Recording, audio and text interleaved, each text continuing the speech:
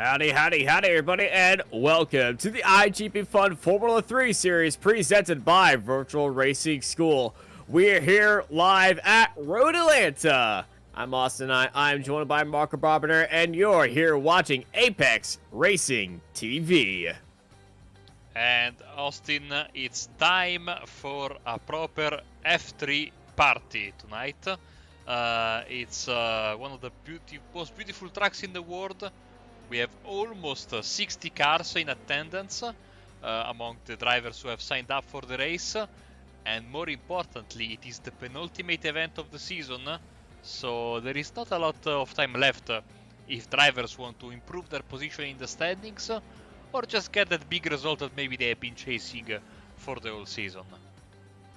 Indeed it is, and Road Atlanta is a track that, well, a lot of people are familiar with this track. It's always home to one of the iRacing Premier Series, so everyone has a little bit good familiarity with this track, either in GT cars or LMP cars, and I can tell you the LMP2 car and the Formula 3 car are pretty much hand in hand with handling. So if you were in one of those LMP2 teams around that time, you're going to be in pretty good hands today, and it seems like a lot of people are top 27 all within a second of each other.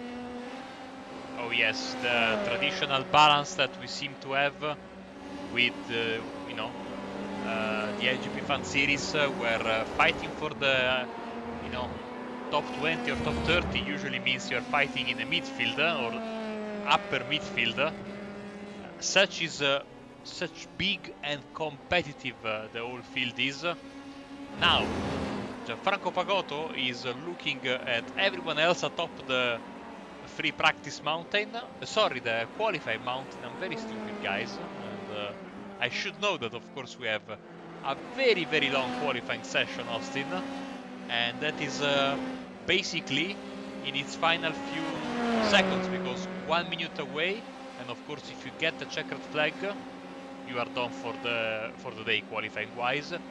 If not, you can complete your lap. But seems like Pagotto will be maybe able to do one more. He is trying to improve on his qualifying time so far. 13.69 for the Italian driver. Yeah, he's currently sitting 600ths of a second ahead of Hingley and Marto, who just finished his lap, and it's a 13.897 for Pagotto. It's not going to improve on that time. At 30 seconds left, he does have a bit of time, and oh my goodness. Yeah, a couple of cars went straight on there. It's I think something we might see a lot of today, Austin. I mean, not a lot of crashes, but one of the critical points of the race and of the track, I should say, is this first corner up the hill. You try to go as wide as possible, as Sonny Rosario just showed us. Basically, almost crossing the pit exit road of the alternative pit lane. And then you go up the hill, but if you go a little bit too far, too deep, too much power, wheels on the grass on the left side of turn 1, and basically you are a passenger at that point, no? Yeah, if you get a wheel into the grass, especially on the outside, it's like getting onto an ice skating rink, and then you're going to be met with just understeer and probably a wall in your future. Unless you're able to balance out the brakes just a little bit and try to coax the car to point its nose a little bit to the right and keep it that way. But if you keep the car on the pavement, it should be a very nice day for you. But even on the pavement, there are some tricky spots, especially at the top of turn 3. Right as you start the S's, you got that curb on the inside. Hit that a little bit too hard, around you're going to go. Also, coming out of the S's, that curb on the exit, if you hit that a little bit too hard, you're going to go around. Also, in the second 90-degree corner going onto the back stretch, if you just ride that curbing on the apex, you will go around as well.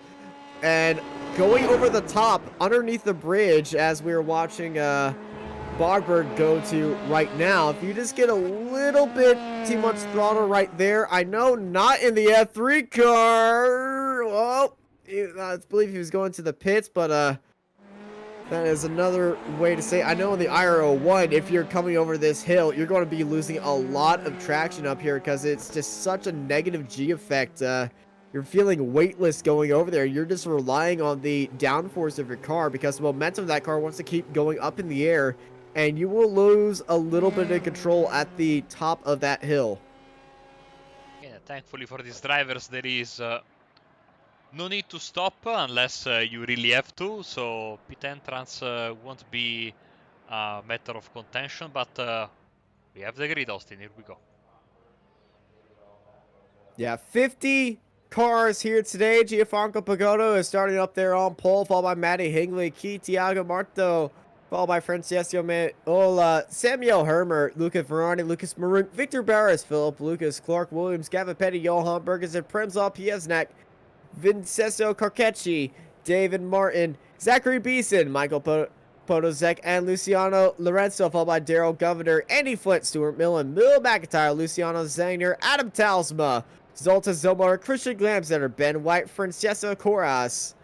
Behind it, followed by Sonny Rosario, Wojtek Podozek, Russell Kirkwood, Andrea Perchetti, Nick Carney, Clemens Punzengruber, Mark Mathis, Alex Hopkins, Daniel Jutso, Ron Corlock, James Louise, James Abbott, Chuck Morrow, Sean Barrett, Antonio Tellez, Rickard Bobbert, Steve Rubens, JJ Gonzalez, Massimo De Laurentiis, Nick Arnosen, Giovanni Soletto, Dirk Provley, Martin Devine, Noel Richie Robertson, Reed Dennis, Patrick Rollis, Ted Bradbury, Johnny Coco, Justin Wilson, and Richard Veen in 58th place. And this grid is so big, it's going over the hill and underneath the bridge. Have you ever seen a standing start from back here? No, absolutely not. To quote some very, very famous songs, there are plenty of them that have the line over the hills and far away. And, you know, if we look from the blimp, this is where the snake ends, basically, with, well, we have two more drivers who haven't gridded, Bradbury and Wilson. And then Pagotto is there. And here we go, Austin. He's 2 corners ahead of him. Well, the 5 red lights are coming on. Ladies and gentlemen, boys and girls, let's get ready to rumble here at Road America for the iGPFun Formula 3 series. Gets underway. Gianfranco Pagotto gets an amazing start, and everybody is staying merely in the same place. It seems a little bit chaotic in the back, but the top 10 all staying the same as they go side by side just a little bit. Marto and Higley go looking in on each other as they head into the S's. Now, the first trouble spot is done. Now we need to take care of the second trouble spot, Austin, as the drivers are going down the hill. We have side-by-side action here, Lorenzo and Govender. And of course... Also behind him, Andy Flint and Stuart Millen having a little bit of side-by-side. But it looks like everybody, we've continuing the tradition of everything being all right on the first lap. And you jinxed it. Well, my commentator Chris Streak stays alive. Giovanni Sellito involved, Martin Devine, I think Steve Rubens, Johnny Cocco, maybe among others as 1 point. Ooh, that's a big send by Hingley. He really wants to stay with Pagotto right there. In the official race last night, we had the last lap, last corner pass, or you know, at least there the 11, 10, 8, and B, sorry, 11A, 11B, I never remember. So you get a massive draft on the backstretch, and you can, if you want, you know, go for the move. As Birgerson is in the grass. Oh no! Here he comes. Bergersen. No care with the rejoin. It's tight right there. His car's looking fine. I don't see anything wrong with it. Just tapped the wall. But he's lost a lot of spot as Gianfranco Pagotto is pulling away from Hingley and Marteo. Remember, Gianfranco Pagotto was in the fight for the race victory last week at Interlagos. Interlagos last week was a bit of a weird round with so many interesting things that happened. And here we go on board with Marteau and Hingley side by side. On the outside is the driver from the Netherlands. Is he going to try to swing it around the outside? He is not. Hingley taking that inside line, but watch Marteau off this exit. He's going to go with that switchback move, and he's going to have a lot more speed coming around the hill, and he's still on the gearbox of Hingley. As, oh my goodness, there's been an incident. Oh no! Oh no! Stuart Millen got launched into the air right there. Call of SpaceX. Oh my goodness. was a Something violent happened, hit. with Carcani Something was also. happened ahead of him. Oh, there It we was a go. multi-car incident, and he was just a passenger right there because the entire track was blocked underneath that bridge. If we get an on-board shot with Stuart Millen, that would show the entire situation. You can already see it happening in front of him. Somebody got loose. There's contact with Dave Martin, and that's what kind of started it. And then, oh no.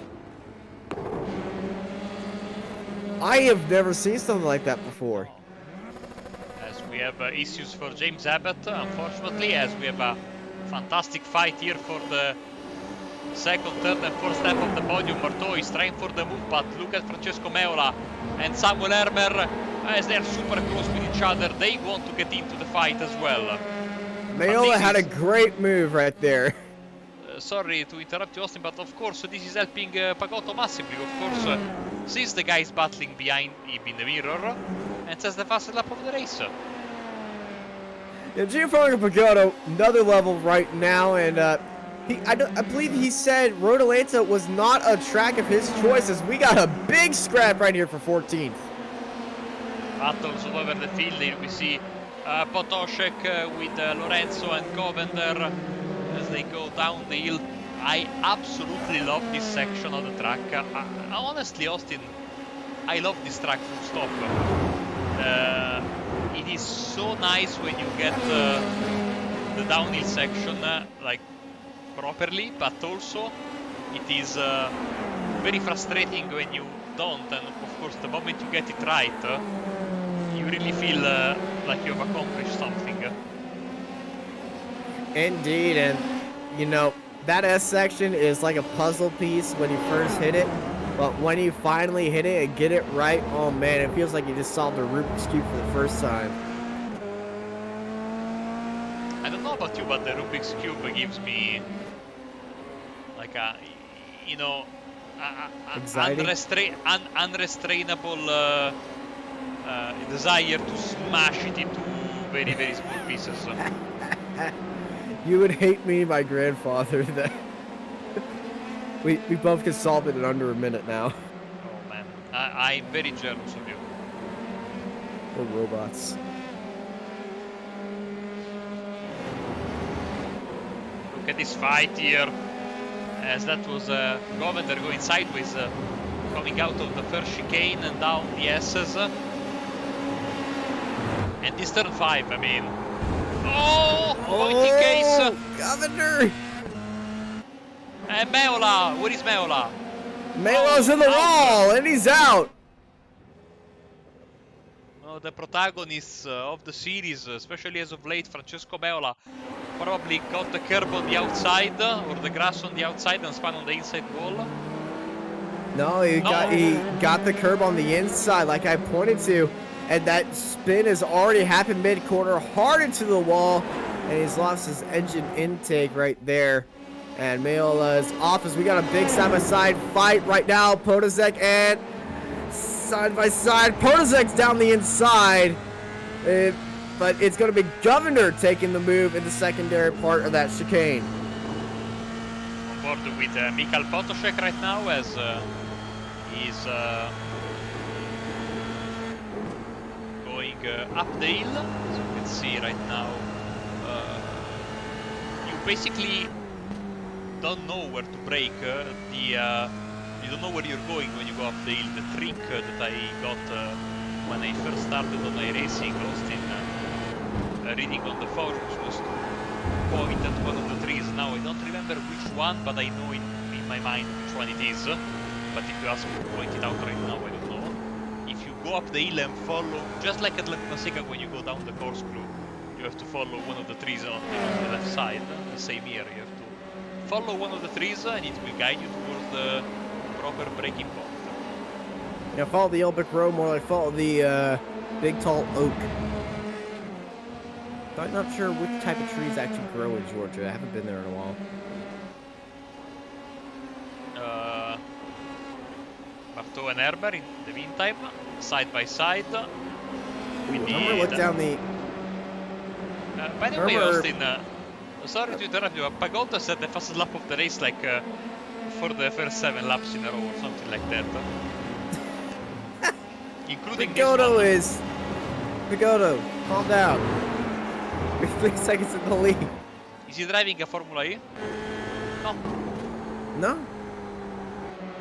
I can't tell because I was messing with my audio settings before this, so I just have your beautiful voice and beautiful scenery. Huh? Perfect. You know, I did the SRF broadcast earlier. I was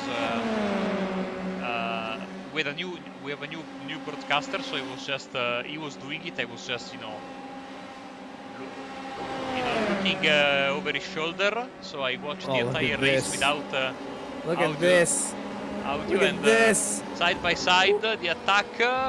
Oh, clipping the curb. Oh my goodness, Samuel Herbert held that off.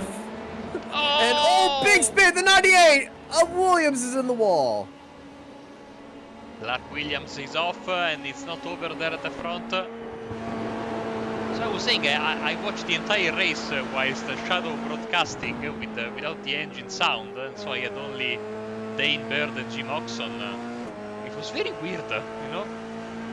Yeah, it is a very weird feeling. It's just like talking with your friends over at a bar instead of really in the moment. It gives you a retrospective, but you know, if you have a splitting headache, I guess listening to engine sounds is not the best idea.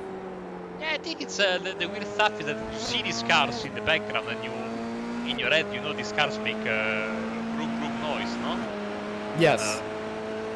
Then there's nothing coming out. There is just silence and our voices. Bartot in the draft, beautiful helmet. Moves on the inside. Big send! But Herbert's on the inside still, but Bartol's going to swing it around the outside and stay on the outside, and that Team Suzuki driver up into third.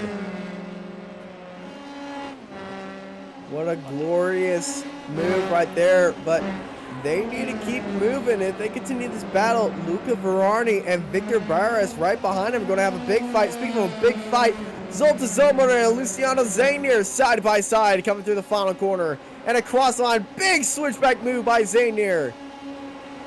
Now here's Zainier down the inside of turn 1. Behind them, Botoshek is blinking and now Zainier is blinking. Need to be careful here as they head for the chicane.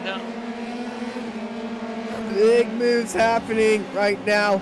Johan Bergson on the outside of the preferred line, and it's kind of hard for Johan Bergson to stay with them because once you get out of that rhythm in that section, it's gonna be a little bit awkward. You have to get off the throttle just a little bit, regain yourself, or else you're going to be meeting a date with that wall. And let me tell you, she's not a good date right there. She will order the most expensive thing on the menu, mostly part of your carbon fiber Delara. Another lap in the books for the first time. It's not the fastest lap of the race for Pagotto. After setting the fastest lap of the race for the first 9 laps, 8 laps in a row. This is lap, no, 9. But okay, you know. Yeah. Exactly. Let's move to the midfield. The greatest part of the IGP Fun series, the midfield fight, always stacked it. Is that a car stuck in the air? Where?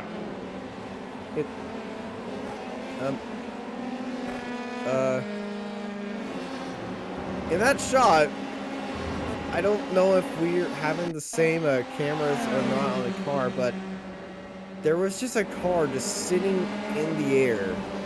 I'm watching the YouTube replay right now to see if I'm... Oh, we got an incident right here. 2 cars, and yeah, there is a car stuck in the air on the broadcast. So go and have a look at that. Well, if you want to timestamp that... Dear. Oh, What is no! that? What was that? You saw it, see. didn't you? Yeah. Oh man. I see everything that is not supposed to happen. I thought I was going crazy, so I had to look at the YouTube replay. I think that might have been from that crash that we just saw, and I'm not sure how that car ended up there. No, because the crash was at the chicane, as you... Did the car just get launched up there? And speaking of which cars that was just a spin by Nick Arneson as he was clipped by somebody else. And Oh, that's very strange. yeah. Well, continuing our streak of breaking iRacing. Last week it was with gearboxes, and now it's flight patterns. As looking for Arnie and Victor Barris nose to tail with each other, heading into the chicane. And over the Suzuki side, underneath the floating car. I don't believe that car is still there. No, it's not. It has been thankfully removed. Remind me to save the replay after the race so I can go back and see. I'll be saving this replay too. Oh, Alex Ford is going to be getting a lot of emails tonight. Look at Pagotto's progression. I mean, oh my goodness. apart from lap 9, he has been pulling away at an incredible rate from second place. 4/10, like an average of 4/10 each lap. That lap 9, I believe he was held up by a lapped car, and that was it. And that just shows you how lap traffic really goes around here and how much it will affect your pace. Because around here, there's not really a safe spot, especially in that first sector. You can't really give a blue flag to somebody because in the S's, you shouldn't really pass the solar car right there because it's just going to hurt you and the other car a lot and maybe cause an incident because they're not be that okay in the S's compared to you. But everyone here, they're all on the same level of skill, I gotta say. And heading to the S's, they're going to try to go side by side at times, but it's going to be tricky, especially if you're miles faster than the other dude. And also we see this every year in real life and also in iRacing, in the Petit Le Mans. How many crashes we see between lap traffic and lead lap traffic or different classes through the S's because basically the drivers don't understand or maybe understand but try to ignore the fact that usually if you find lap traffic after turn 1 you stay behind the traffic until after turn 5. Yeah, I know in the real life drivers meetings they make it a giant rule that this is a no pass zone unless it's for position, because 10-hour racing here, you want to go to the end and look at this 4/10 Beeson and Fiesnak side by side, and it's going to be Beeson holding it down the inside, and woo, that's a different car right there. That's Stuart Milne recovering after well, exploding. The big wreck earlier. Yeah. Oh, traffic jam. Oh no, we got an incident. Kirkwood's off.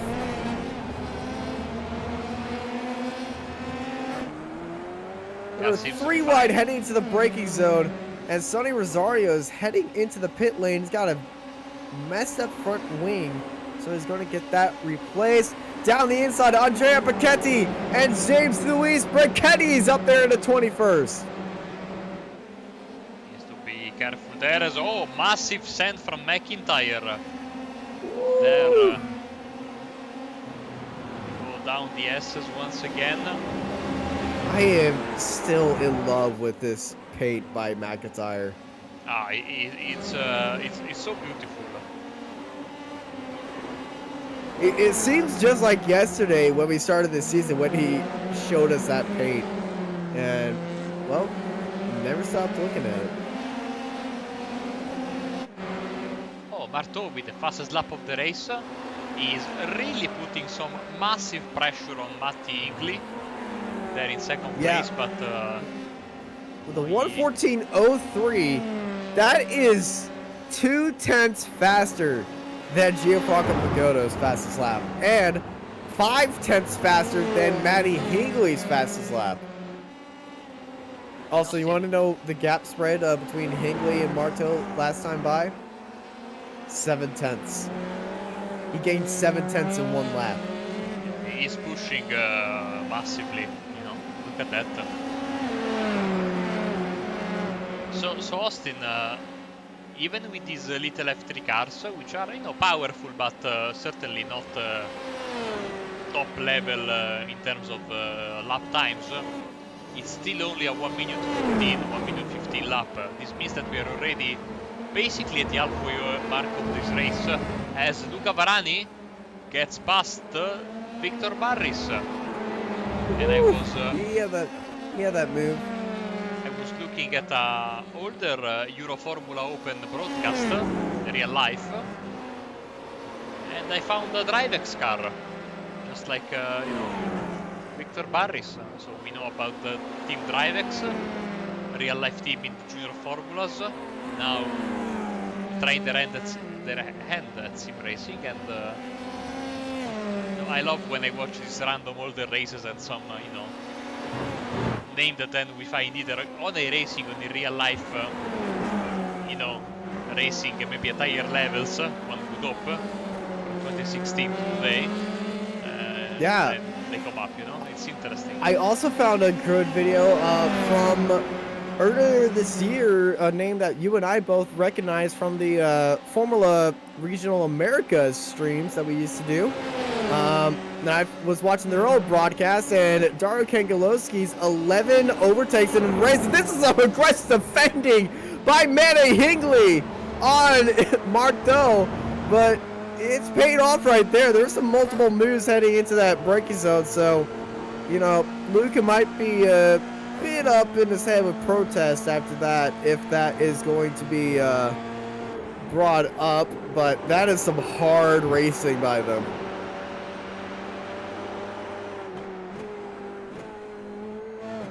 But yeah, Dario Kangalowski, 11 overtakes in one race and about 8 in the first lap in the F3 cars, the Ligier F3 cars. If I'm not mistaken, he won the very first race we did. Yes, we did. Yes, he did. In Circuit of the Americas. Yes.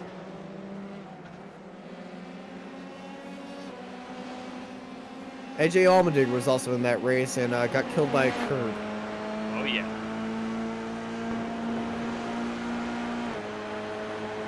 Here we go, Austin. Marteau's looking down the outside now, heading into this corner.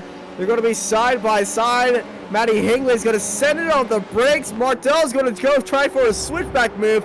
Here comes that Team Suzu 22. Still on the inside, but Hingley's going to force him down low. Samuel Hermer staying on the outside of this fight. 1, 2, 3 across the line.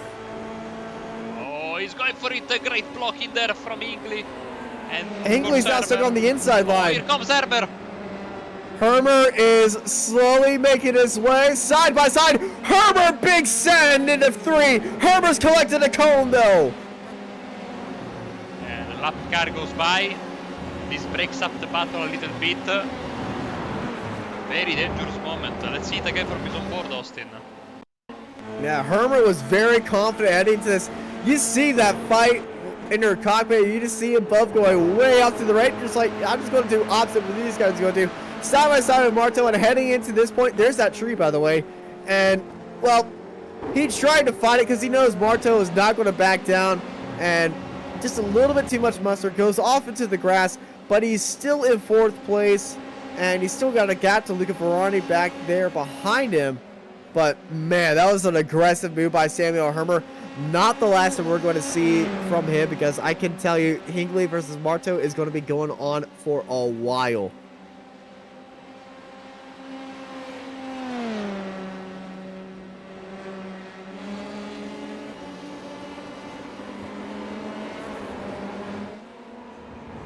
As Eckler beats and is trying to hold off Well, Premsal right behind him is up ahead. Philip Lucas and Gavin Petty are going nose-tail with each other heading into turn 1.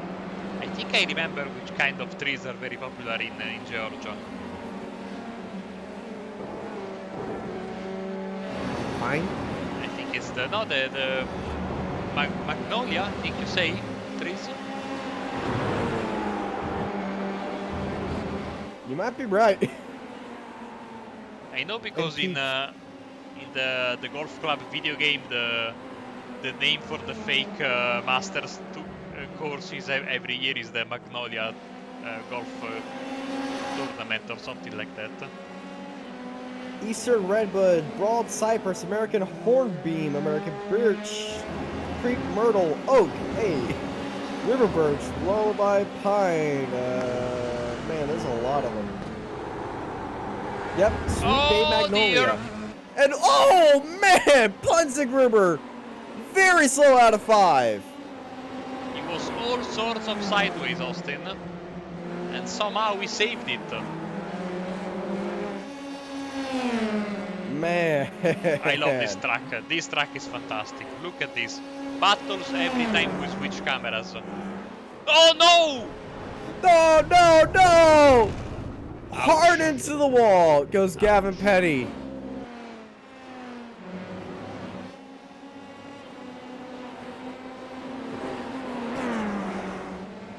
Oh, that's Zachary Bison. Oh man, big off right there. Beast is gonna have some wing damage from that. And Hingley and Marto, that fight for second, still alive and well right there. And you can already see where Hingley's going to defend. He's showing that he's going to stay on the outside because that's they're passing the lap guard. Goes back to the inside to defend from there. Then slowly goes back to the far side of the track because Marto doesn't have the speed to get up to him. Gotta be careful with the lap car, Austin. Yeah, the lap guard staying on the inside of the track to allow these two to continue their fight. And a lap car right there is a little bit awkward to maneuver with, especially when you're in a nose-tail fight like this. I can say that from a few TCR battles versus a few slower GT4s from yesterday at Sonoma, which has a very similar S section to this, but not as crazy. Zachary Bison heading for pit road, unfortunately, after the contact we saw earlier. Suspension damage. He was able to get there under his own power, as Peñasek is around at the exact same place. Here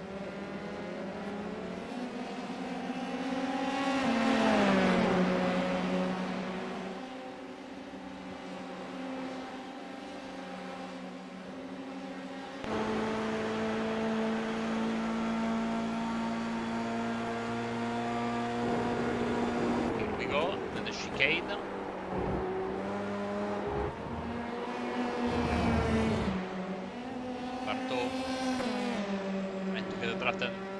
On the outside and tries the switchback. It's good defending. Now Winkley goes to the block. He pushes him on the grass. They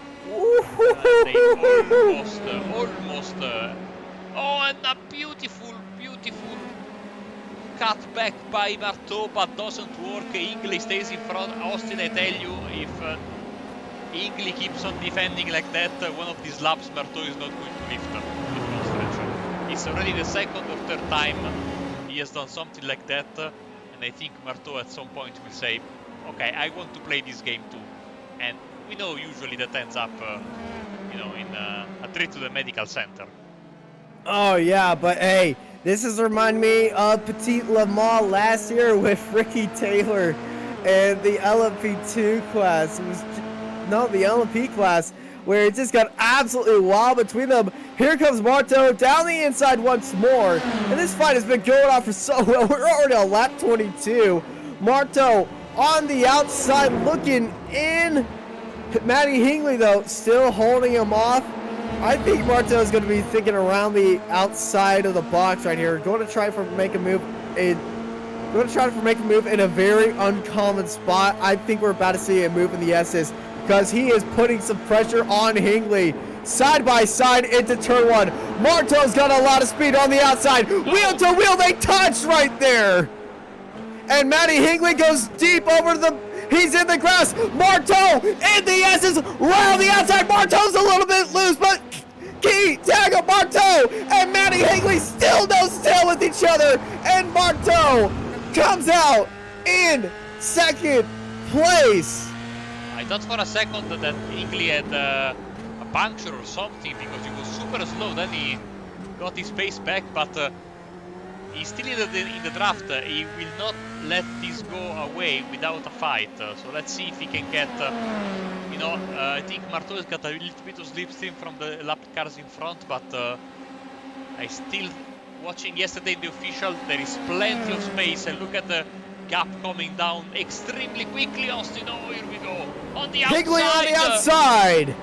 Going in to this inside now. Higley and Marteau, they make contact once more. It's just a little bit of bump and rubbing, nothing major. Higley and Marteau side by side through the final corner across the line. Higley's going to lead that lap from Marteau. And now Higley's going to stay ahead of Marteau heading into turn one. They are not going to be side by side this time. Marteau is now looking down to the inside, heading up into turn three. And both of them stay off to the track this time. And look who's behind him once more. Hello, Samuel Hermer.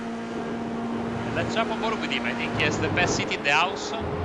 Oh, the greatest scene in the house right now as they all go over the curbing at turn 5. This has been one of the best races of a very, very good season, Austin, so far.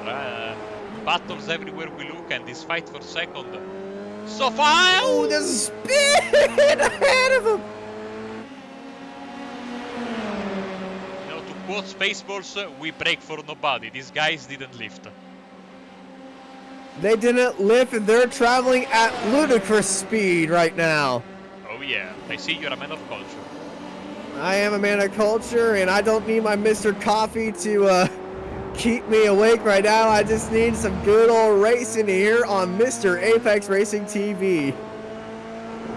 See Hermer what's his movies, because he has a legitimate shot at the podium.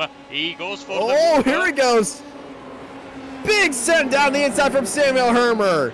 And he's made it stick, but now here comes Marteau on the exit, but heading into turn 3 is going to be very risky. There's a bit of smoke in the air. Might have been from an earlier incident of a car that might have despawned, as now Marteau is behind this train. They're all behind a lap car right now. And that's kind of being the equalizer in this series, as they're all going down the inside. There goes Hermer. He's looking on to the outside.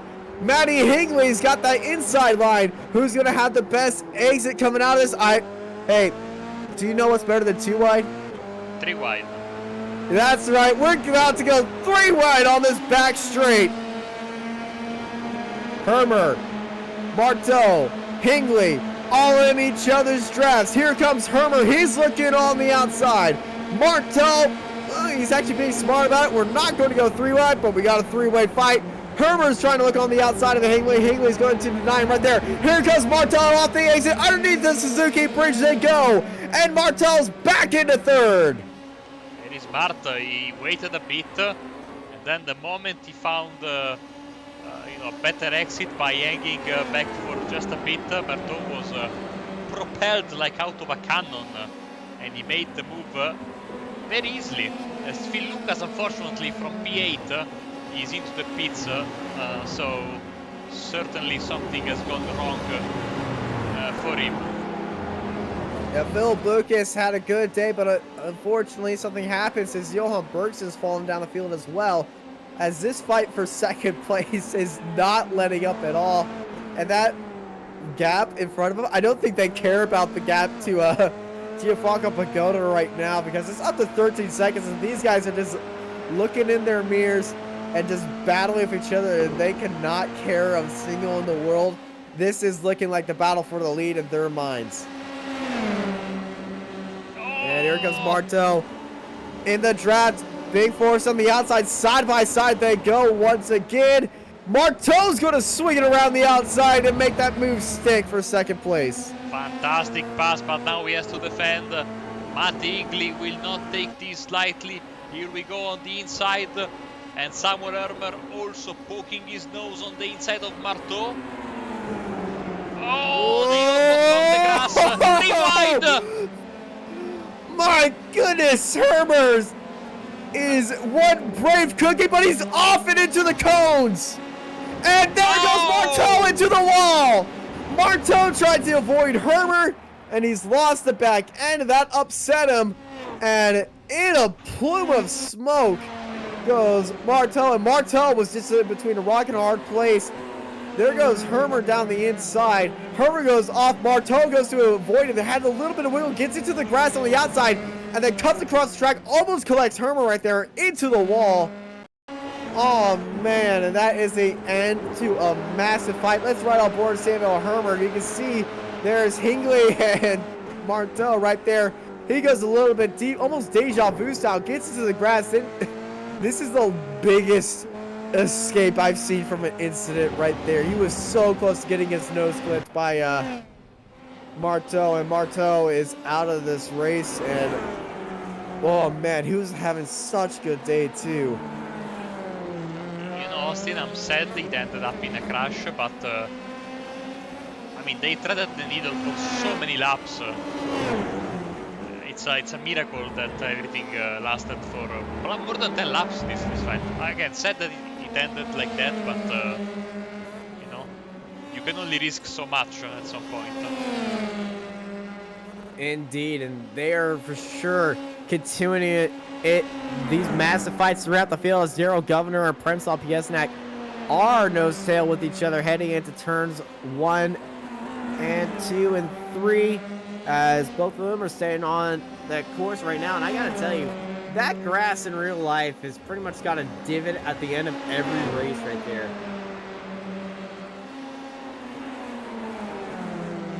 As Andrea Burketti's having a good day as well, as he's chasing down Fernando Corres.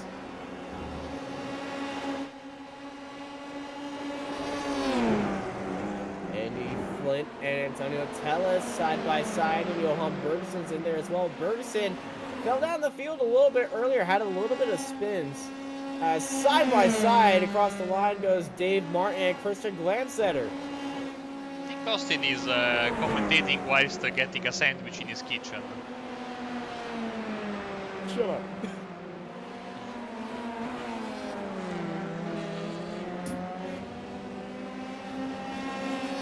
As we go down the hill with Christian Glamsetter, as you were saying, as Brachetti moves on the inside of Correas and gets the job done up into P14. In the meantime, Daryl Govender and Przemysław Pieniaczek are still going at it. Other fight, we have Zoltan Zomotor with Sonny Rosario, but at the front, after the situation behind him got solved, Brachetti went back to pushing, and in fact, after losing, you know, for the last 3 laps in a row after losing on the previous lap, he went back, set the fastest lap of the race, gained half a second over Hingley. So after that disappointing lap 27, maybe because of lap traffic, as you can see right here, he's that back, almost was a hard attack right there.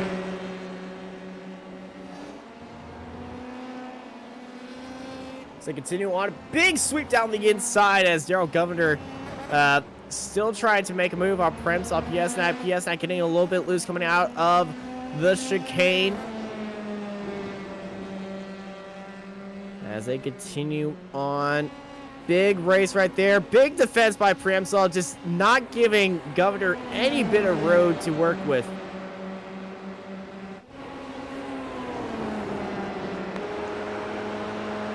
I just realized we have 2 Potoshek this week.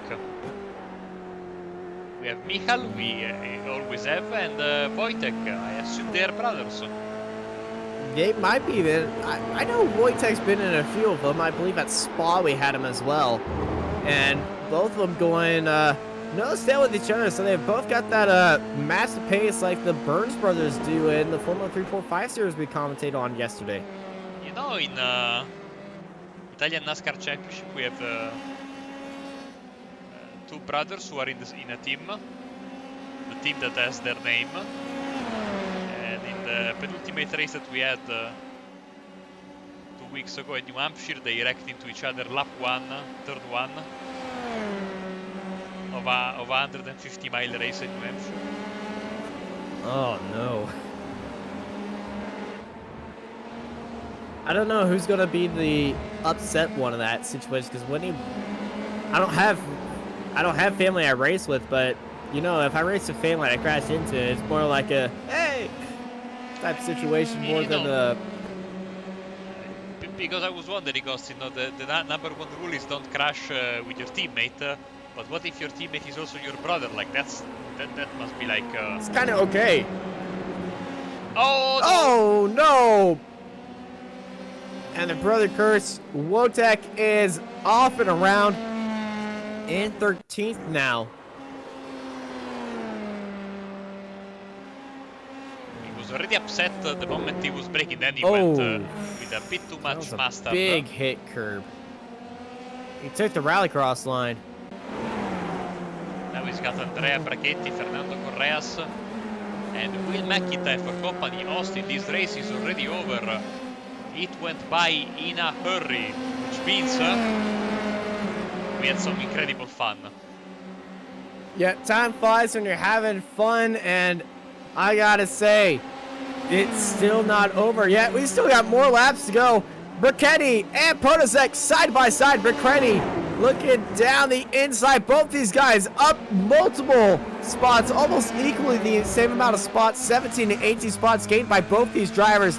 Wotek has a little bit of floor damage right there, but look at this pack we got. This ain't NASCAR. Oh, look at this. It's amazing. Side by side heading into turn 1. 2 rows deep. Being chased by a pack of very, very angry bees. Oh, man, the Wasp are out here right now. Podesek, Brachetti, Corres, McIntyre, nose to tail with each other. And they also have a lap car with them as well. 5 cars deep. My goodness.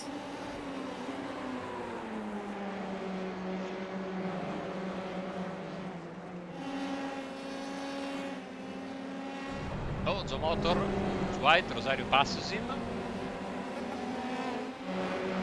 Back to our angry Wasps. Yeah, Podesek and Brachetti nose tail with each other in the city of Forest, as Atlanta is known as it has a 50% canopy covering the city. So they have a lot of trees in this area, and I gotta say, Georgia is a very beautiful place to be. If you're ever in America or you're ever in the South, hey, go by Atlanta and stop by the Varsity and say, what do you have? And they'll give you a very good meal down there, and maybe catch a Georgia Tech football game. They're kind of all right. Do I need to tell them that Austin Knight sent me for a discount? You know, I don't live in Georgia anymore, but my family's ranch is in Georgia, where we filmed the Dukes of Hazzard's pilot for the TV show.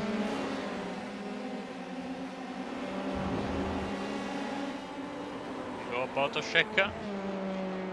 Double right-hander. In the meantime, Gianfranco Pagotto is in lap 34 of 35.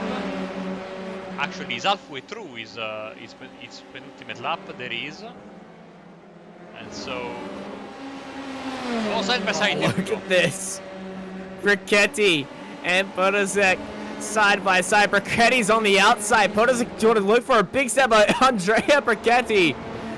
Big send right there. Up 19 spots into 13th place. He's had a wonderful day. Not only up through the field, just error 3, but, you know, I think it's because I'm getting his name right. Ben White and Cardi. White down the inside, Cardi staying on the outside. And here is our leader, Gianfranco Pagotto. White flag is in the air.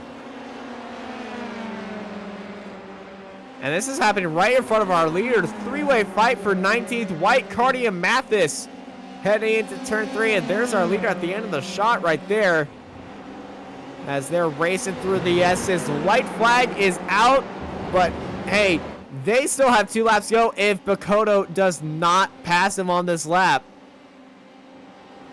Here we go, Philip Lucas trying to profit from the struggling Michal Potoshek. No, Mikkel's not been struggling. Mikkel's not been struggling. That'd be Wotek. And down the inside, Lucas up into 11th. And it's going to be a white flag for them. Man, you are right. I'm stupid. Yeah, the brothers are running very similar paint schemes as well, so I completely understand on how you got that. How you got confused right there. Mark Mathis has been lapped behind these two.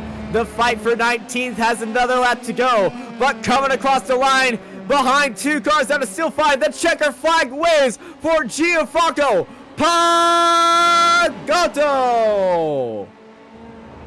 And he breaks the 140 fastest barrier. lap. Oh yeah. 1:13.924. Oh That's, my goodness. Talk about saving the best for last, as Ingley finished second in front of Ermer. And let's have a shot at Luca Varani, squeaking just past Victor Barris. That deserved a rear wing shot. No. Oh. You would not like what's on Trading Paints then. I'm a professional, I don't use Trading Paints. I break everything, so. Corez and McIntyre. McIntyre look down the inside. There's a bit of contact. Corez off into the gravel. It's netcode contact, though. There was a big gap between them. Careful with the rejoin. All good, as also this fight here is about to end. And it's Ben White. Oh, Corez is slow. Ben White can catch Corez at the line. Almost gets him. Corez finishes at 18th. White and Cardi behind them. And my goodness, what a race we had here today. Mind you, the race lasted exactly like usually, same distance, and in fact we are at 1 hour of broadcast right now. So it's not like it was shorter, it was just so intense and so much fun, Austin. Beautiful stuff, and here we go with the race results from beautiful Road Atlanta in Braselton, Georgia. Gianfranco Pagotto wins, and he wins with authority, 15 seconds and a half, in front of Matty Ingley, who just beats Samuel Ermer for 2nd place. Luca Varani also beats Victor Barris by a very small amount of time. Lucas Maruk, Luciano Lorenzo, Przemysław Pieniaszek, Daryl Govender. Let me mute this unbearable clapping crowd, because after the finish line, they go on a constant loop of cheering, like, you know, someone forgot and left them on loop. Hey, it was a great finish. They can't get over it. Okay, They're spraying the champagne right now. As I was saying, Lucas Maruk, Luciano Lorenzo, Przemysław Pieniaszek, Daryl Govender, Chuck Bauro, your top 10.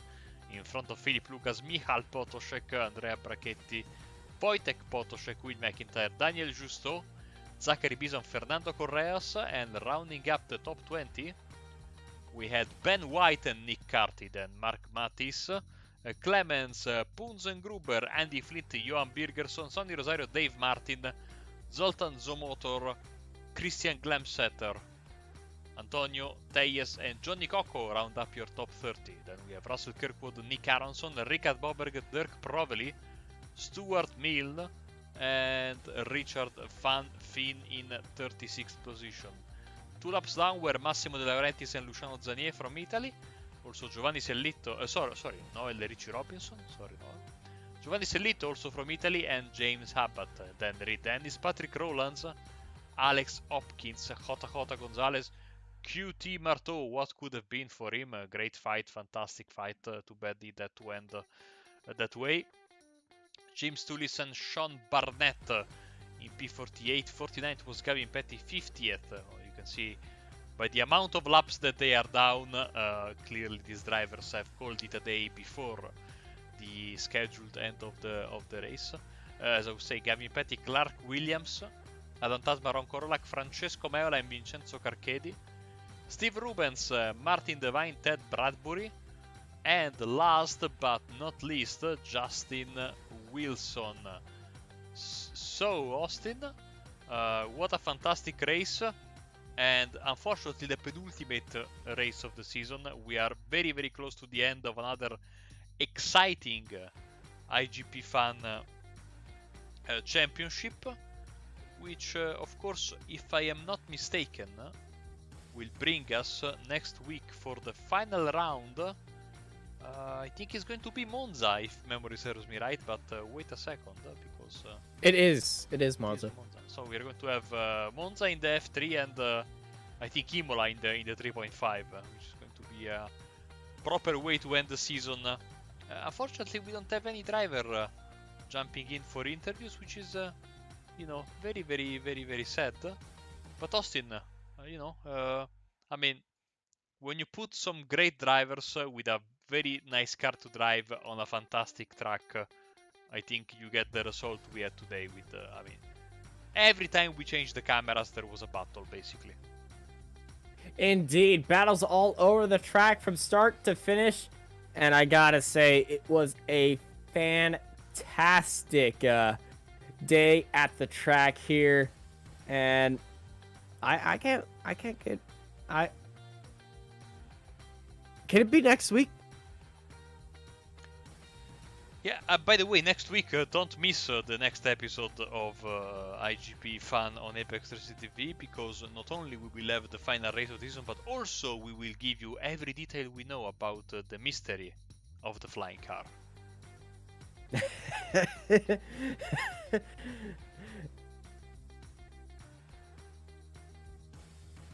And I think we can call it a night, Austin, so take it away. Yes, we can. Thank you, everybody, for joining us here for the iGPFun Formula 3 series presented by VRS. I've been joined by Marco Barbanera. I'm Austin Knight, and I hope y'all have a good night.